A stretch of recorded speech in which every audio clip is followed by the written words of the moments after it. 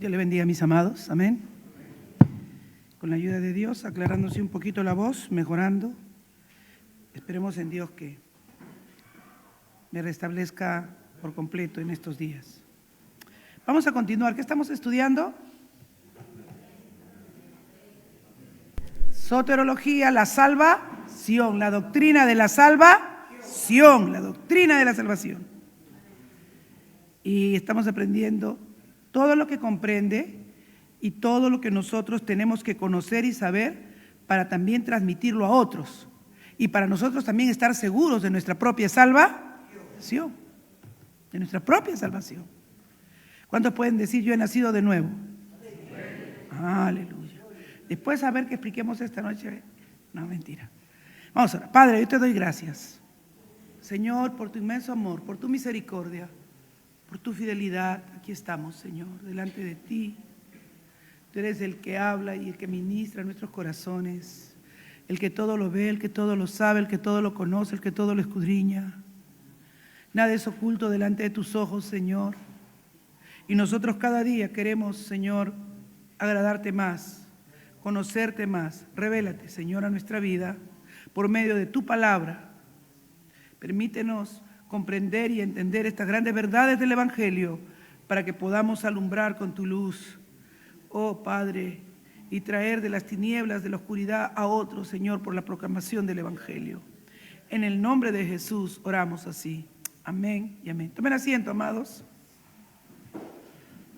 Entonces, tenemos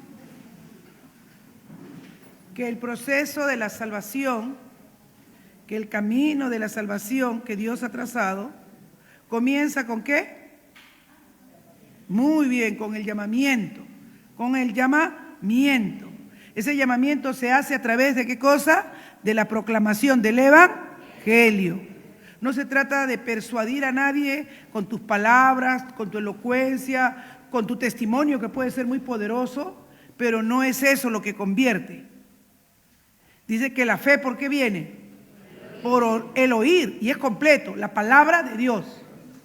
Si fuera por oír nada más, podría ser oír muchas cosas, pero la Biblia es bien precisa. Dice que la fe, miren, la fe viene por oír la palabra de Dios. Entonces, hermanos, nunca nos podemos cansar cuando decimos, ay, ya todo el tiempo lo traigo a la iglesia y nunca se convierte. Porque la obra de la conversión, ¿quién lo hace? Dios. Mientras esté la palabra retumbando, trabajando, quién sabe, hermanos, está rompiendo un muro de granito que está formado ahí en esa costra de ese corazón duro. Y dice el Señor que así será mi palabra, ¿no es cierto? ¿Lo han leído en Isaías? Como martillo, dice que quebranta la piedra. Y a veces, a ver, ¿quién de ustedes me va a decir que de un martillazo rompe una roca? Con la comba tiene que darle duro, ¿no? Y a veces le des y le des, no logra reducir la piedra. ¿Qué hacen ya los expertos? Le meten fuego, calientan la roca, un solo golpe bien dado y se deshace la piedra. Técnica, ¿no? Yo antes decía, ustedes nunca se han preguntado, esas personas que viven en los cerros, ¿cómo hacen ahí en los cerros para vivir? Si eso es pura piedra nomás, ¿cómo han podido hacer ese espacito para poder montar su casita? Yo aprendí eso cuando iba por San Juan del Lurigancho. Ahí casi todo después, bastante, han usado bastante esas escaladas y llegamos a un cerro, ¿no? Y vimos pues así como una parte como que habían hecho así y así de la roca y ahí estaba su casita de la señora. Le digo, ¿y cómo han hecho? ¿Cuántos años han picado esto?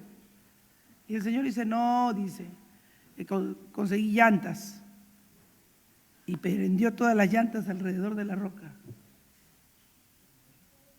Y unos cuantos con vasos, adiós roca. Y así, dice, sí, dice, así se hace, dice, cuando, ¿qué cree usted que uno va a estar? No, hay que calentar la piedra, dice, cuando se calienta la piedra, cualquier golpe la quiebra. Por eso a veces te pasa una, te pasa otra, le pasa una, le pasa otra, Dios los está calentando, para que cuando llegue el mensaje poderoso del Evangelio tú te rindas al Señor, amén. Entonces, pero es importante, algo que nosotros ya hemos aprendido en todo este tiempo, que tenga un orden la predicación. ¿Verdad que eso aprendimos la semana pasada? Que la predicación tenía que tener un orden. Y que el mismo Pablo, cuando comenzó a explicar, él decía en Romanos 8:30, ¿qué decía? A ver, ayúdenme. Ya se lo debían saber de memoria, pero está bien, perdonados, porque yo tampoco lo sé de memoria. Sí, por favor, Jaime.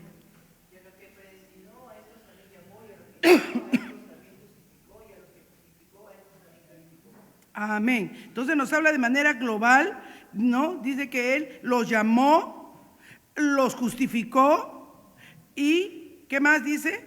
Lo glorificó. ¿Y quién me explica qué cosa comprende el llamamiento? ¿Qué comprende la justificación? ¿Qué cosas hay antes de la justificación? A ver, un voluntario. La conversión. ¿Y antes de la conversión? La regeneración. Oiga, esta gente es santa, aleluya. La gente estudia, gloria a Dios. Así tiene que ser, hermanos. Porque así usted le puede explicar. Cuando la persona viene y le dice, no responde en arrepentimiento o fe, usted tiene que darse cuenta de lo que el Señor le dijo a Nicodemo. Nicodemo era maestro en Israel. Juan capítulo 3, era maestro en Israel. Y le dice, tienes que nacer de nuevo. Y Nicodemo le dice, ¿pero cómo? Y le dice, ¿tú sabes por dónde sopla el viento? No sabes. Es una obra del Espíritu Santo, aleluya. Esa es una obra que no vas a tener tú nada que hacer. Que la obra de regeneración, que lo vamos a ver el próximo martes, es única y exclusivamente de Dios. Él es el que hace esa obra en nosotros. Pero lo hace a través de ¿qué? Del poder del Evangelio. Porque antes de la regeneración está el llamamiento del Evangelio. Y ahí somos importantes instrumentos nosotros. Porque a Dios le ha placido que ese evangelio sea predicado, sea por medio de esa predicación que llegue la gente a convertirse. Pudo haber usado otros medios el Señor, pudo haber usado otras estrategias, pero dice Pablo que a Dios le plació que fuera por la predicación del evangelio.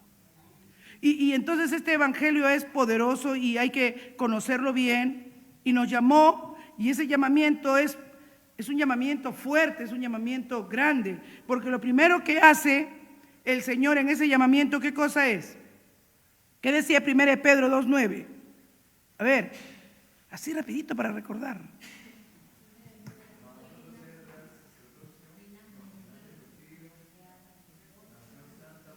No, este es 1 Pedro 2:9, muy bien.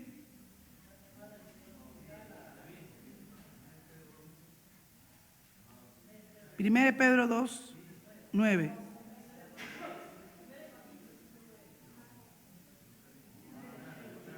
Nos llamó a la comunión con Jesucristo, eso está en Corintios. Pero nos llamó también ¿para qué cosa? Lo que estaba diciendo el hermano, falta terminar nada más. De las tinieblas a su luz admirable, eso. Estábamos en una profunda oscuridad, ajenos a la vida de Dios. No nos interesaba para nada los asuntos del reino. Sabíamos que había un Dios. Ojo, muchos pecadores contumaces saben que existe Dios, pero no les interesa Dios. Y tampoco creen que pueda tener alguna implicancia en la vida de ellos y que ellos son, como decían, los dueños de su destino. Pero Dios nos sacó de esa ignorancia, ¿no? La ignorancia es oscuridad. En la Biblia muchas veces la ignorancia está representado por la oscuridad, por andar a tientas, por ceguera.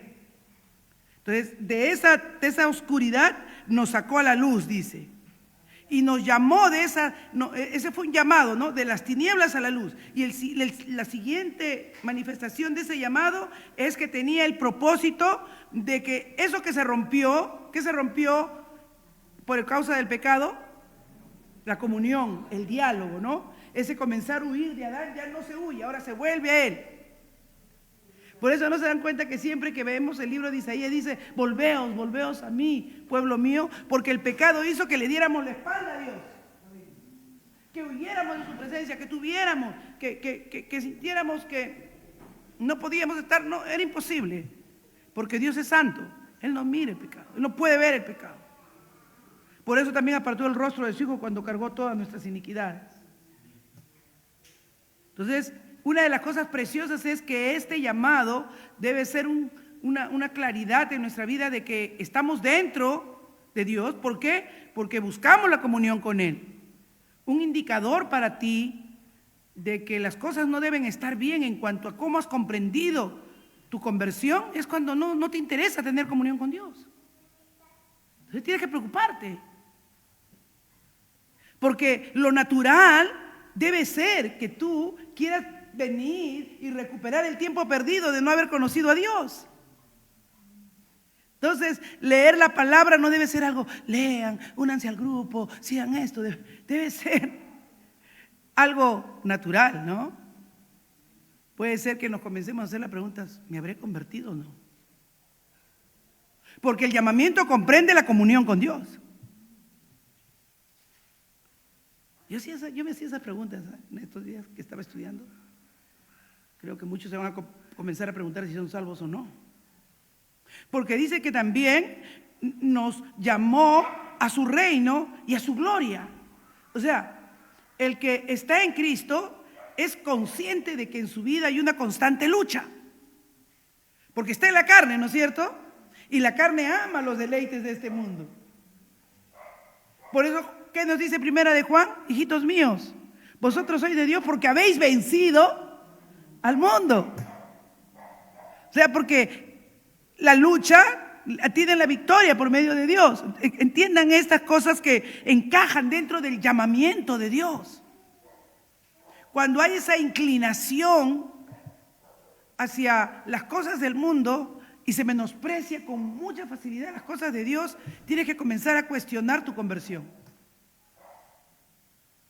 Tienes que comenzar a cuestionarte si has comprendido bien el Evangelio y lo que significa ser un hijo de Dios y lo que significa haberse convertido a Dios, porque dice que nos ha llamado a que nos interese su reino y a que nos interese su gloria. Por eso dice que todos los llamados de mi nombre para gloria mía los ha llamado. Oh Señor, aleluya. Dice que nos ha llamado para ser ¿de quién? De Jesucristo. De Jesucristo. Él tiene que ser la prioridad en nosotros. Y este llamado también es a ser como Él. Y si es a ser como Él, es a ser santos. A ser santos. Nosotros, los cristianos, no es que no pecamos, pero cuando pecamos, qué mal nos sentimos. Qué mal nos sentimos. Al menos yo me siento mal. Yo no sé cómo se sienta usted, pero yo me siento mal, ¿no? Cuando a veces me enojo, o ahora que estamos viejos, yo y Carlos, ¿no? Y él no me escucha, o yo lo que le he dicho, él lo malinterpreta. ¡Ah, ya estás viejo! Le digo, Señor, Dios mío, perdóname. ¿Cómo me enojo? ¿Cómo me sale la vieja naturaleza? Es que es una batalla de todos los días, hermano. Pero ya no gobierna en mí, porque inmediatamente mi espíritu, ¿verdad?, hace que yo me sienta mal, que lo estoy contristando, que lo estoy entristeciendo, porque me estoy comportando de una manera que no me debería comportar. Entonces nos ha llamado a ser santos, nos ha llamado, ¿qué cosa? A entrar en un reino de paz. Y ahí les di un montón de textos. 1 Corintios 7:15, milagritos. Y Jaime, Colosenses 3:15. Para que vean ahí tremendas palabras de Dios, ¿a qué nos ha llamado? ¿Sí? 1 Corintios 7:15. Pero si el incrédulo se separa, 7:15.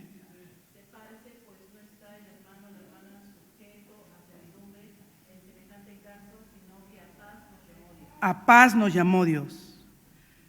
A paz nos llamó Dios. Y está hablando de algo fuerte, de una unión que así nomás debe ser indisoluble. Pero Dios no nos ha llamado a esclavitud, dice, ni a contiendas constantes, sino a paz nos ha llamado el Señor. ¿Y qué dice Colosenses 3:15?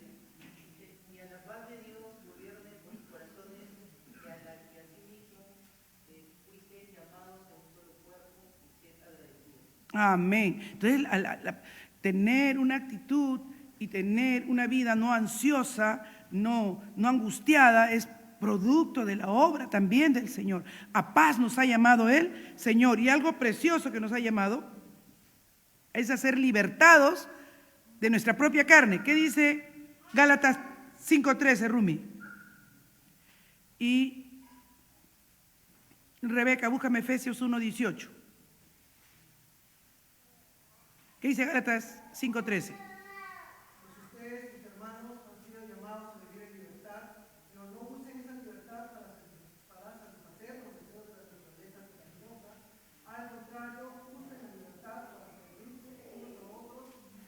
Aleluya. Entonces miren qué poderoso es ese llamado. A veces uno piensa que Dios me ha llamado solo para salvarme de mis pecados. Y qué fácil, ¿no? Qué beneficio más grande. Sí es cierto, pero el hecho de sacarte de las tinieblas, de sacarte de la condición de pecador, el llamado es más profundo. Porque es un llamado primero a la comunión con Dios, luego a ser de su Hijo Jesucristo, luego a ser santos, y al ser santos a vivir en paz, y al vivir en paz a vivir libres de lo que antes nos dominaba, nos hacía hacer cosas que no debíamos, a libertad, y no para hacer las cosas que antes nos complacían a nosotros, sino más bien para ser ahora servidores los unos de los otros, preocupándonos en amor los unos por los otros. Una cosa muy significativa para ti como creyente, si verdaderamente te has convertido de nuevo y has nacido del Espíritu, es que ya no te quieres mucho buscar tu propio beneficio, sino siempre tienes un corazón dispuesto al servicio. Siempre tienes un corazón dispuesto a no ignorar la carga ni el trabajo de tu hermano. Y tienes esa disposición de ver cómo ayudas, cómo colaboras. Si tú eres de las personas que todos están esperando que te sirvan, revisa tu conversión. Si estás esperando que solo a ti te atiendan, revisa. Porque dice que una de las cosas del llamado del Señor y de que se vea la vida de Cristo en nosotros es que seamos como Él, pues. ¿Y Él cómo era? Estaba sirviendo a sus discípulos, todos terriblecitos ellos, mirándose unos a otros a ver quién hacía pie. Pero eso de lavar los pies, por favor. ¿Y qué hizo el maestro? Su delantalcito, amarró, agüita, y a lavarle los pies. No, Señor, pero si tú eres maestro, ¿se dan cuenta? La mentalidad, ¿no? Muy humana, muy humana. Tú tienes una posición, tienes un rango, una jerarquía. Tú eres el maestro nuestro. Más bien nosotros, a ti te debíamos lavar los pies. Pero ni eso habían hecho. O sea, no se habían servido ni entre ellos, ni tampoco habían servido a su maestro. Ahí se refleja, ¿no? Pero el maestro inmediatamente lavó a todos. Si yo, vuestro maestro y Señor, he hecho esto. Entonces, nos ha llamado a una vida de libertad para servirnos los unos a los otros. Rebeca, Efesios 1:18. Alumbrando los ojos de vuestro entendimiento para que sepáis cuál es la esperanza que Él os ha llamado y cuáles las riquezas de la gloria y diferencia en los santos. Amén. Un cristiano siempre tiene esperanza. Amén. Siempre tiene esperanza. Dice que Moisés en el Antiguo Testamento se sostuvo como viendo al invisible, esperanza contra esperanza. O sea, él no lo vio, él no vio la obra redentora de Cristo que nosotros sí conocemos, sabemos y vemos en cada uno. Sin embargo, se sostuvo en esa esperanza. La esperanza, hermanos, es lo que nos sostiene. Un verdadero creyente siempre está seguro de quién es su Señor y se agarra y se aferra a Él. Y sabe que Él es fiel a sus promesas, que Él cumple su palabra.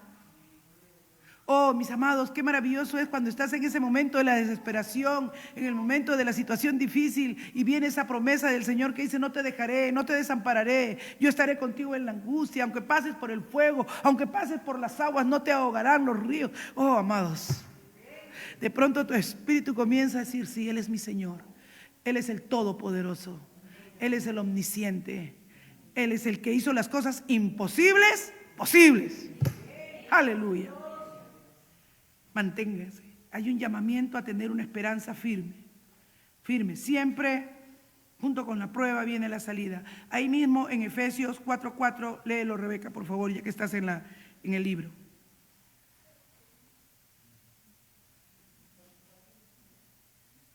Un cuerpo y un espíritu, como fuisteis también llamados en una misma esperanza de vuestra vocación.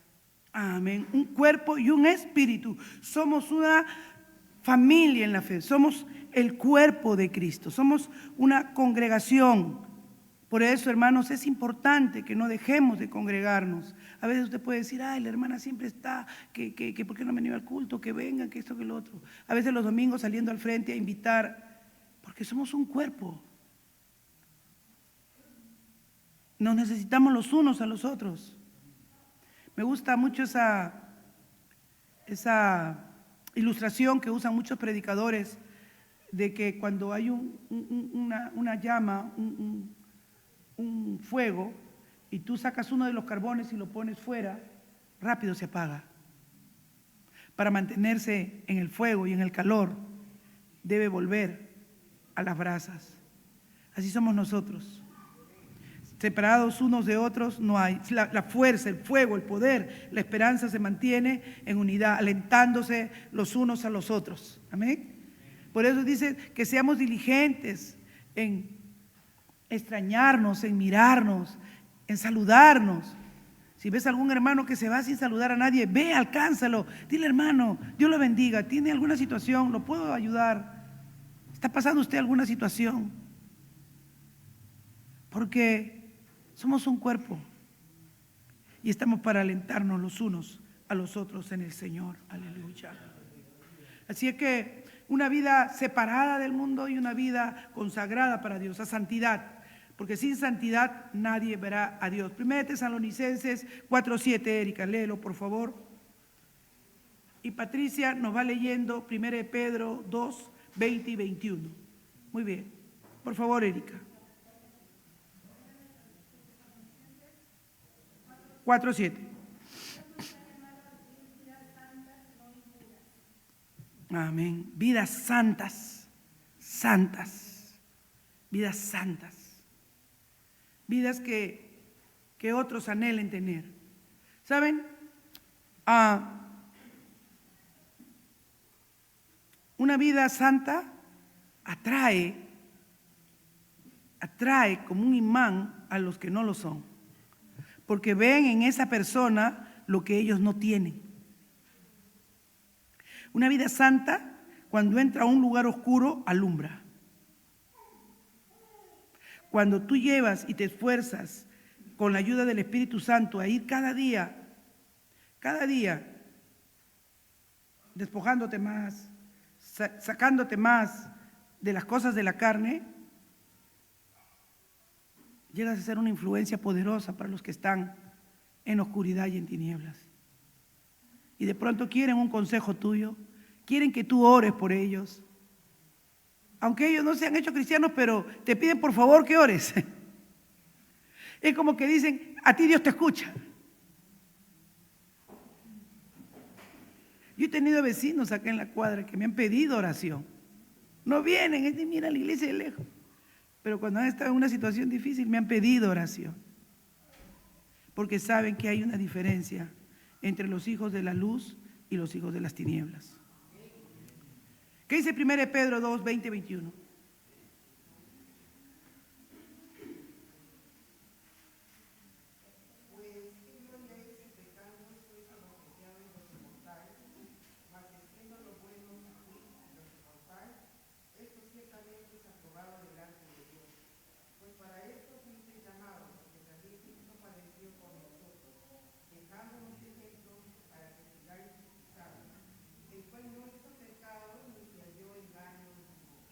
Amén. Entonces nos llama también este llamamiento a un sufrimiento paciente. Amén, hermanos. El sufrimiento no está ajeno a nuestra vida, pero debemos hacerlo y sufrirlo como lo hizo Cristo, pacientemente. Quien cuando lo maldecían no respondía con maldición. Quien cuando lo humillaban no maldecía ni deseaba mal, sino más bien por lo contrario, decía, perdónalos, no saben lo que hacen. Eso nos muestra el pasaje de Esteban en el libro de los Hechos, capítulo 7. Esteban pudo haber pedido, Señor, castígalos, mira lo que me están haciendo. Les hablo la verdad, les predico tu evangelio y me apedrean. Y él dijo, no, Señor, ignórales esta ofensa. Qué lindo. Sufrió pacientemente. ¿Y qué vio a cambio Esteban? Cielos abiertos. Cielos abiertos. Muchas veces, hermanos, en el sufrimiento paciente vemos cielos abiertos. Vemos la gloria de Dios. Vemos que ese camino no lo hacemos solos. Vemos que Cristo está siempre a nuestro lado. Y por último nos ha llamado también a una vida eterna. Primera de Tesalonicenses 6:12 creo que es. No, primera de Timoteo 6:12. Si alguien lo tiene, me lo lee, por favor.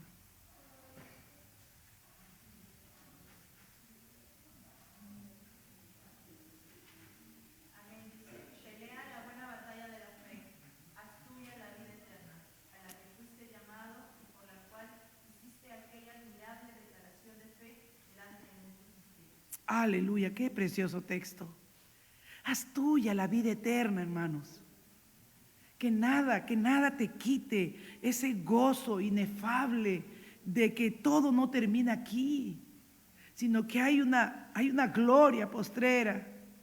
Y que no solamente tiene que ver con un hecho de un proceso del cual sales y pasas a otros, sino que la gloria que Dios ha preparado para nosotros es que estemos un día con Él arriba en gloria. En la vida eterna, hermanos. Echa mano de la vida eterna. Ten esa seguridad que aún deshecha está tu piel, aún polvo está tu piel, Dios te levantará de ahí, aleluya. Lo que tenemos que estar seguros cuando cerremos nuestros ojos es que somos sus hijos. Y que el Espíritu de Dios, ese Espíritu que levantó a Cristo, nos levantará también a nosotros. Oh, mis amados, eso es lo glorioso. Eso es lo perfecto, aleluya. Ahí se va todo miedo, ahí se va todo temor. Echa mano de la vida eterna. Cuando te vengan alguna circunstancia de angustia, de temor, echa mano de la vida eterna. Di que las cosas de aquí son transitorias, pasajeras, pero allí nos espera la eternidad con Cristo, aleluya. Es una promesa tan valiosa para mi vida y espero que lo sea también para la vida de ustedes, aleluya. Así que es un llamamiento poderoso. Este llamamiento no es un simple llamamiento. Es un llamamiento que tiene el poder de cambiar y transformar una vida que está muerta en sus delitos y pecados y traerlo a la vida. Y traerlo a la vida. Así es que tiene esa capacidad, como decíamos la semana pasada, de sacarnos de la muerte a la vida. Porque nosotros estábamos muertos, ¿qué dice Romanos? En nuestros delitos y pecados. Y damos gracias a Dios. Amén. Porque ese llamamiento poderoso del Evangelio nos sacó de las tinieblas a la luz, obrando por medio del poder del Espíritu Santo. Pero ese poder del Espíritu Santo obra en la palabra de Dios. Por eso es que cuando prediquemos, no prediquemos nuestras palabras, sino citemos las palabras del Evangelio, porque esas son poderosas. Dice Efesios que es la espada del Espíritu. Es la espada del Espíritu, que es la palabra de Dios. Dice que penetra. Una espada tiene filo por ambos lados. Por ambos lados. Y cuando usted lo introduce en su enemigo, corta por ambos lados, secciona por ambos lados. Y dice que la palabra de Dios, cuando es bien expuesta y bien predicada, el Espíritu Santo lo usa como una espada para cortar todas esas coyunturas duras, atravesar, ¿no?, todos esos cuestionamientos y esos pensamientos que se levantan. Porque muchas veces, hermanos, estamos predicando o usted está compartiéndole algo a alguien la palabra y esa persona está teniendo argumentos en su mente. No se lo está diciendo con su boca, pero le está diciendo eso es lo que usted dice, eso es lo que usted cree.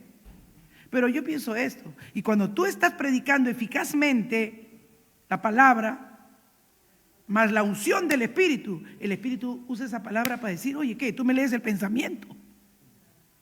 Porque justo está respondiendo aquello con lo que uno está cuestionando en su mente. Ese es el poder de la palabra.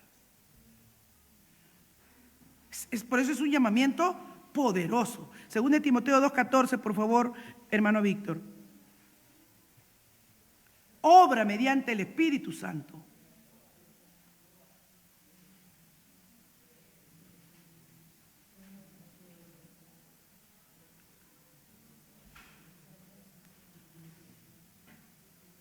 Sí, léalo por favor, hermano Víctor. Según de Tesalonicenses 2:14. Tesalonicenses, según, perdón, hay otro. No. Ese es el anterior que dije. Ahorita quiero que me lea según de Tesalonicenses 2:14.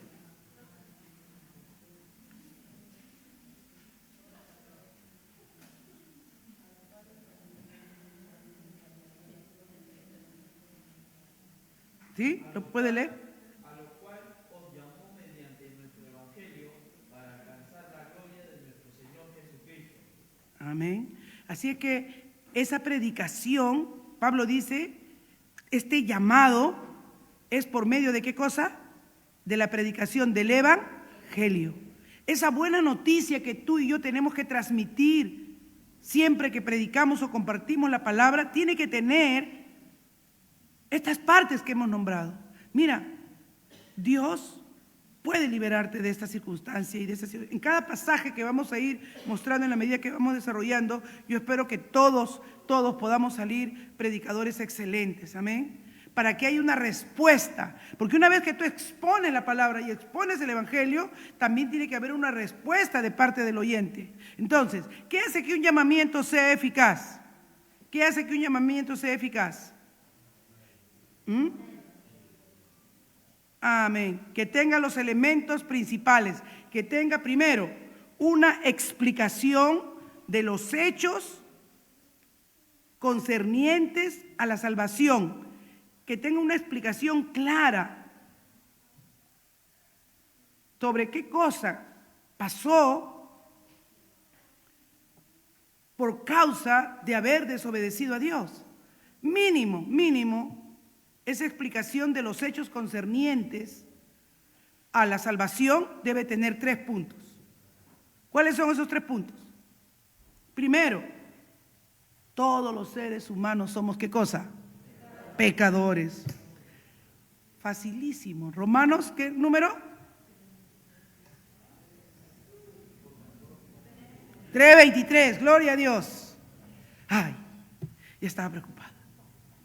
Romanos 3:23, hermanos, hemos llevado el libro de Romanos completísimo. Romanos 3:23.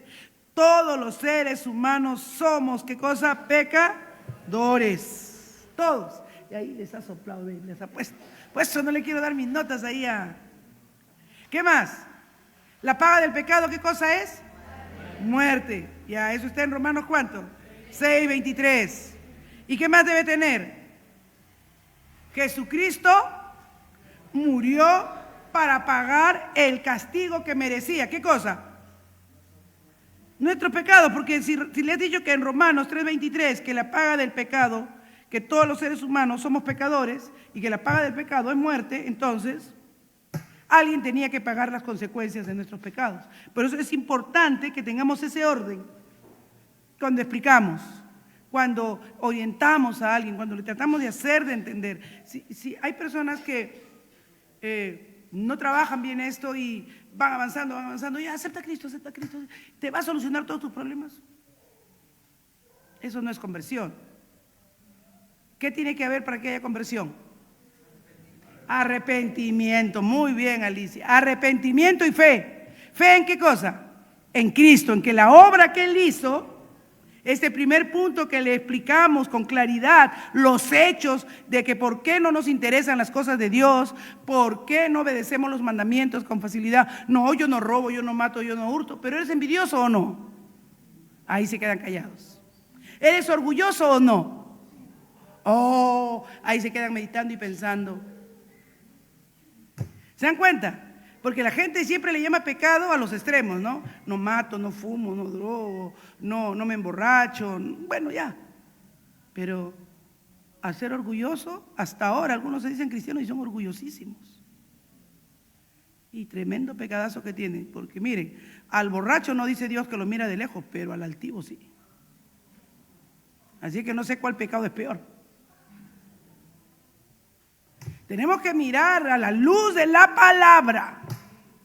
Y a la luz de esta palabra es que tenemos que dar los elementos del evangelio que son fundamentales que la persona entienda y comprenda. Porque cuando entiende y comprende, puede la obra del Espíritu, ya vamos a ver en la regeneración, no me quiero adelantar, ¿verdad? Tocar las fibras más significativas. Así que estos hechos que explicamos, ¿verdad? De la obra del concernientes a la salvación deben estar ahí bien claritas. Amén. Debe estar bien entendida lo que Cristo realizó, lo que Cristo hizo, qué hizo a favor del pecador, ¿para qué? Para que más adelante podamos entender por qué Cristo Jesús nos invita. ¿Se acuerdan? ¿Qué dice Mateo 11:28, por favor? Y ahí deja de pasarle todos los textos ya ¿cómo se llama? Tracy. Sí.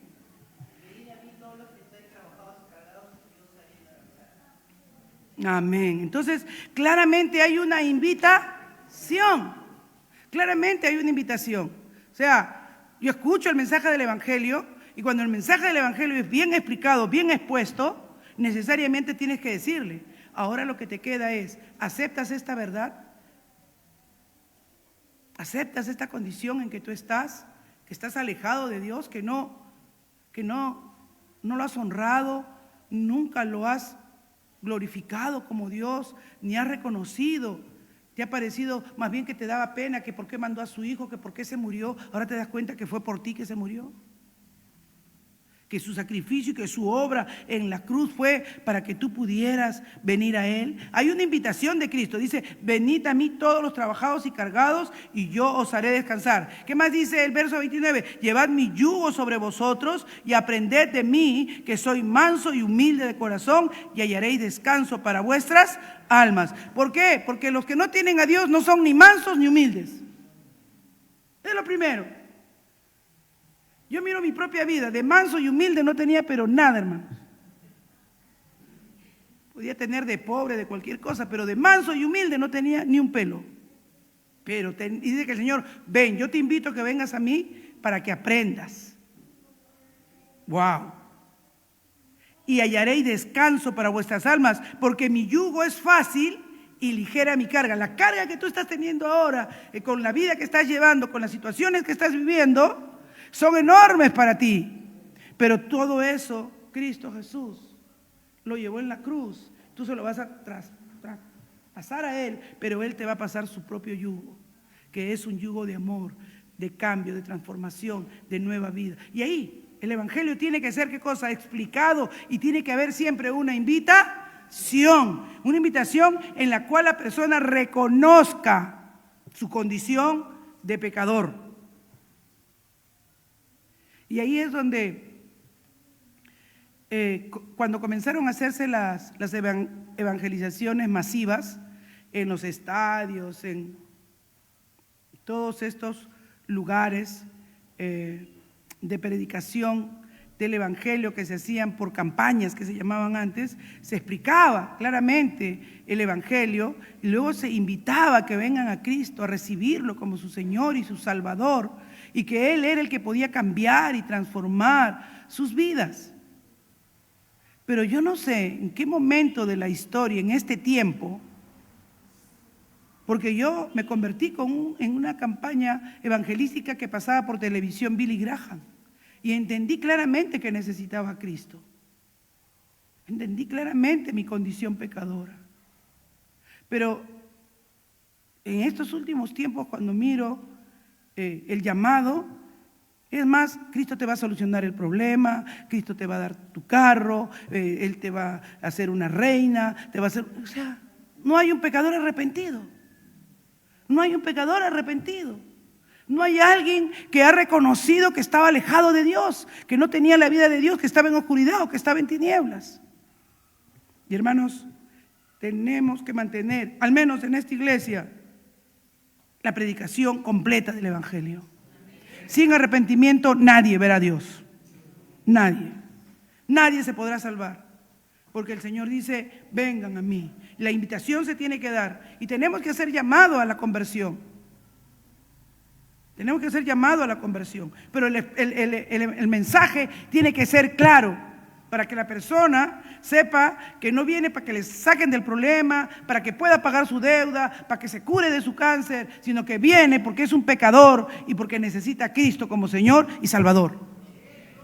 Esa debe ser la claridad que debemos tener en la predicación del Evangelio. Así que la salvación implica una respuesta personal a la invitación que hace Cristo a recibir la obra expiatoria que Él ha hecho por cada pecador. Eso es lo que significa esa invitación. Así que, y debe haber una respuesta en esa invitación. Una respuesta que, como dice Juan, tiene que ser libre, tiene que ser totalmente independiente, no influenciada, sino libre, espontánea, de reconocimiento. En los grandes avivamientos, una de las cosas que podemos observar en los grandes avivamientos es que a veces no se hacía el llamado, pero la gente pasaba adelante llorando, quebrantados.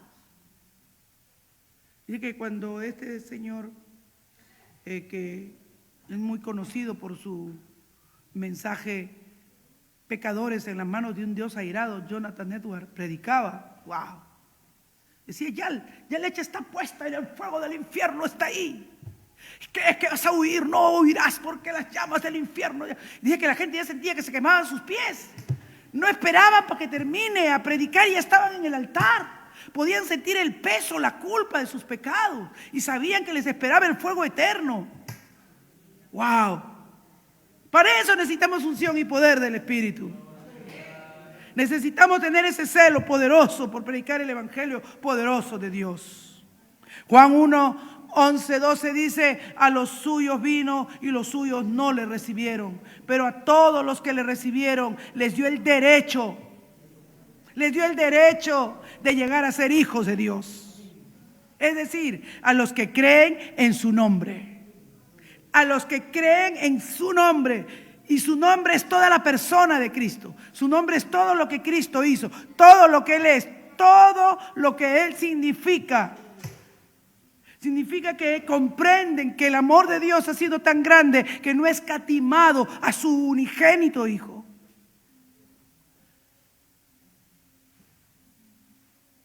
Dice Wayne Grudem en su libro que cuando tú estás tibio en la iglesia, Jesús te sigue llamando. No, nos gusta mucho ese texto de Apocalipsis 3:20. A ver, hermano Gilbert, Apocalipsis 3:20.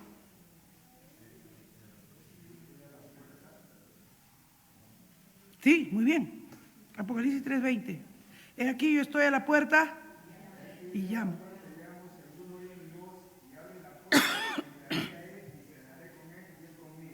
Aleluya.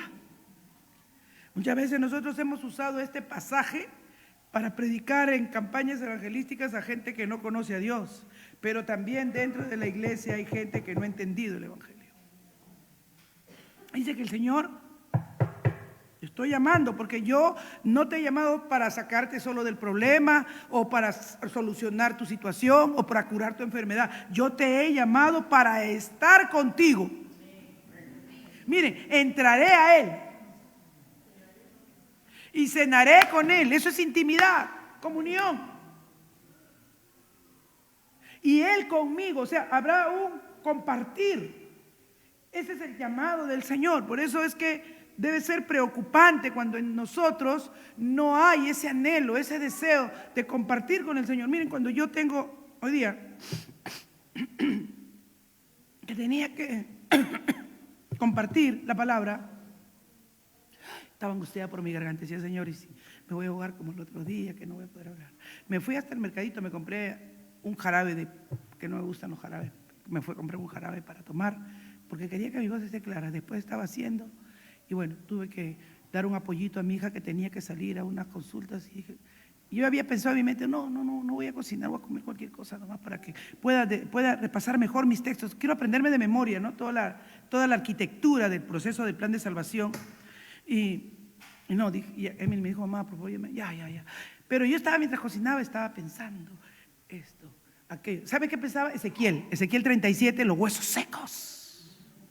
La vida solo la trae el Señor, amén. Porque dice que esos huesos vivirán. ¿Qué le dijo al profeta? Eso tú, Señor, lo sabes. O sea, la obra de la salvación es solo de Dios. Solo Dios sabe quiénes los que están aquí son salvos y quiénes no. Porque hay gente que tú puedes ver muchos años en la iglesia y no está salva, no ha nacido de nuevo. No, sus huesos no han recibido el aliento de vida de Dios. Y acá está Anthony, que él nos compartió en la Semana Santa. Para mí siempre Anthony un buen muchacho, convertido de hace años para mí. Hasta que dio su testimonio y dije, uy, Dios mío, qué mal estoy. No puedo discernir bien entre quién es convertido y quién no, porque es la obra de Dios. ¿Quién es salvo y quién no es salvo? Solo Dios lo sabe. Solo Dios lo sabe. Y cada uno de nosotros, de la preocupación que uno debe tener es, ¿he nacido de nuevo? Yo puedo tener un poco de paz en ese sentido, porque he estado muchas veces muy cerca a morir. Y cuando tú estás seguro de tu salvación, no te da miedo morir. Honestamente se los digo. Honestamente. Es más, te quieres ir ya.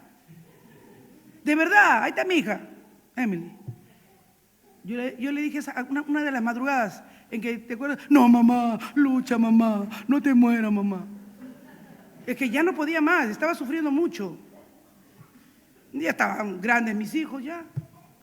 Ya mis nietos estaban grandecitos, no tanto como ahora, pero estaban ya grandecitos. Y me da pena porque yo iba a morir sin ver la boda de mi hija, pues todavía no estaba casada, ella era soltera. Tal vez por eso estaba desesperada y a mi lado ahí, no te mueras. Pero de verdad, hermano, de esa noche le dije, Señor, acá estoy, me rindo ya, haz tu voluntad, no más. Sufren mis hijos, sufro yo aquí, ya. Estoy lista para irme contigo, Señor. No. Nada me retiene acá. Haz lo tuyo, Señor. Tenía paz, hermanos. No había nada que yo pensara que fuera cosa que aferrarme. Mis nietitos, ni mis hijitos, nada ya. Llegó el tiempo y la hora, vámonos. Pero bueno, me quedé. La oración de mi hija fue más poderosa que la mía. Acá estoy. Para decirles, hermanos, que Él nos ha llamado con un llamamiento santo y Él quiere que estemos con Él, que tengamos comunión con Él, que no perdamos esa amistad. Dice, cenaré con Él y Él conmigo. No hay nada que más me guste, bueno, con los que he tenido oportunidad de invitar a mi casa para compartir, comernos una pizza o comer algo o tomar un lonchecito o algo. Lo bonito que es compartir, qué bonito es hablar así. Yo a veces al Anthony, como a veces escribe sus discursos largos ahí, yo lo invito a almorzar a la casa ahí para conversar. Porque me gusta hablar con gente que también lee su Biblia, pues no descargo su Biblia. Y es diferente, porque hablamos, yo le digo, él me dice, conversamos, hablamos. ¿No quieren estar así con Jesús? Esa es la invitación de Él. Cenaré contigo. Qué comunión, ¿no? Déjame entrar a tu vida. Déjame ser parte de tu vida. Déjame compartir contigo. Que Dios permite, hermanos, que esa sea la invitación, que constantemente tú no rechaces, sino que tú aceptes. Que tú aceptes en tu corazón y siempre Él esté ahí. Es más, en el Apocalipsis, ¿cuál es el último libro del Apocalipsis? Capítulo 22, ¿no es cierto? ¿Qué dicen los 5 últimos versos? El 17, a ver, el verso 17. Apocalipsis 22, verso 17.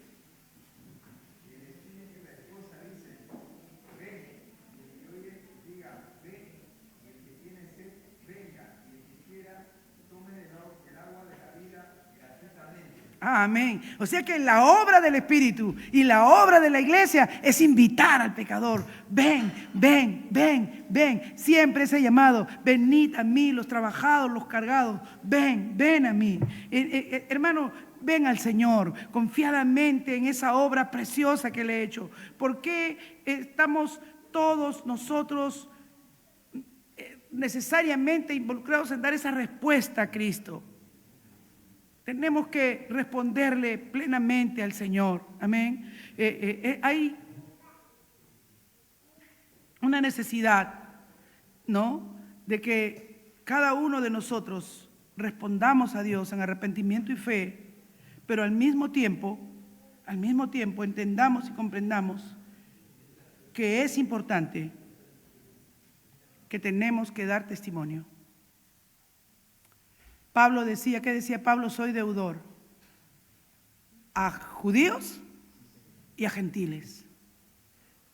Si verdaderamente ha habido una obra redentora, poderosa de Dios en tu vida, si ha habido una conversión, no puedes callar lo que Dios ha hecho en ti.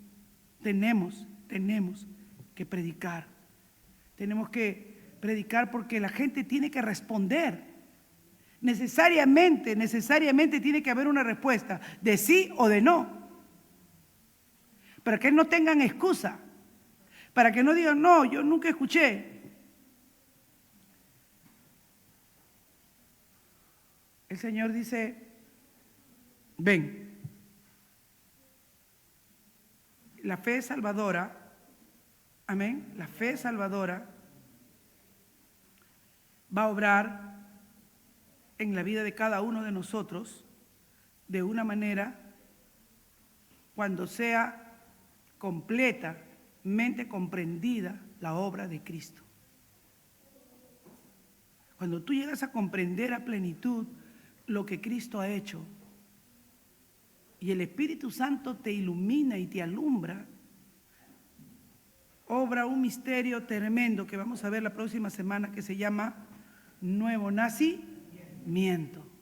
No sé cómo, hermanos, pero una vez que tú aceptas esa invitación de Cristo a venir, va a venir la promesa de perdón y de vida eterna. Tú vas a sentir genuinamente el perdón de Dios en tu vida.